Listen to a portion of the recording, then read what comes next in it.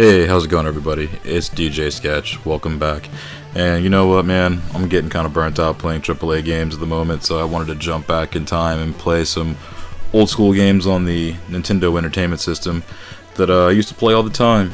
And we're going to jump back to 1988 with the Ultra Games published, Konami developed, Skate or Die. This one, man, honestly, back in the day, used to play this all the time. I didn't have an NES growing up, but I had Sega Master System back in the day. That's mainly what I played up until I got a Genesis and Super Nintendo.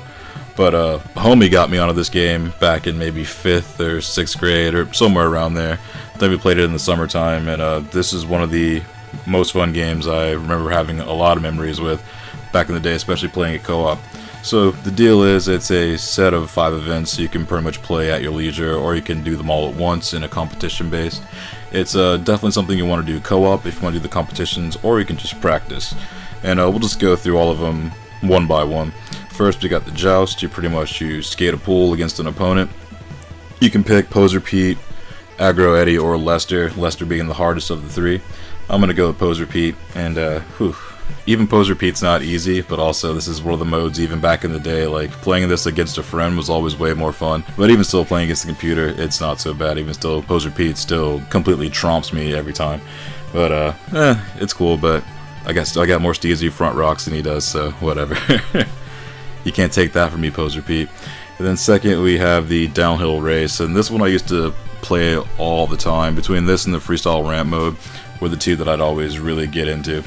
And it doesn't look too promising how I'm playing it right now, but back in the day, your boy used to be able to do this course really fast, do the water gap. I'll also be able to do like 360s over the water gap, but trying to play it nowadays, it's a little bit rough. But I know if I actually practice and try to get good at it again, like it used to be, I could definitely do the course quickly and actually pretty much hit all the little secrets and all that stuff, because there's actually a few cool things about this mode, even though it is kind of tough by today's standards.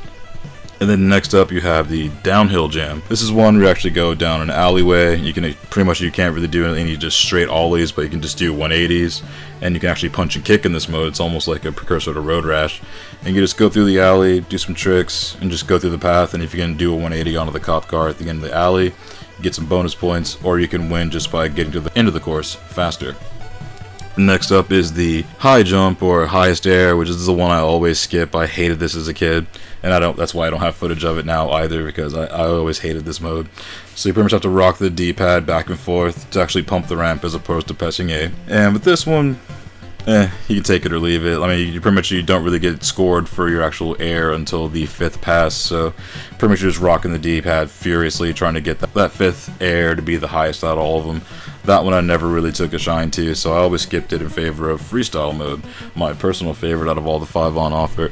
This one was actually the tightest, because basically you just like skate a vert ramp. You get 10 passes, you can pretty much do whatever, grinds, well, yeah, board slides, and I think tail slides. And you can do some airs, and some grabs. You can do a couple inverts too, like that was always tight if you could pull those off. But this was by far my favorite, and actually playing this part of it these days, I still love this part of the game. Hitting tricks over the channel gap. I was always super stoked on that. And also that, and just getting just super long switch and regular board slides on the transition, that was always the shit to me. So this game, especially if you can pick it up these days, it's awesome. This is one of those games, honestly, I always have a soft spot for it. Even the sequel, the story of Double Trouble, or I forget the subtitle is Skate or Die 2, but that game's also hilarious, even though it's a little more adventure based than this one. And yeah, man, I'm not really gonna put a review score on this one, that's not really the point. But this is one of those things, if you find a copy of it sitting around, or I guess if you still have access to the either Wii, or I think it might be on the Virtual Console with the Switch these days. But Skate or Die, man, this game's pretty sick. It fucking rules, in short, and I should check it out. Alright, that's all I got. See ya.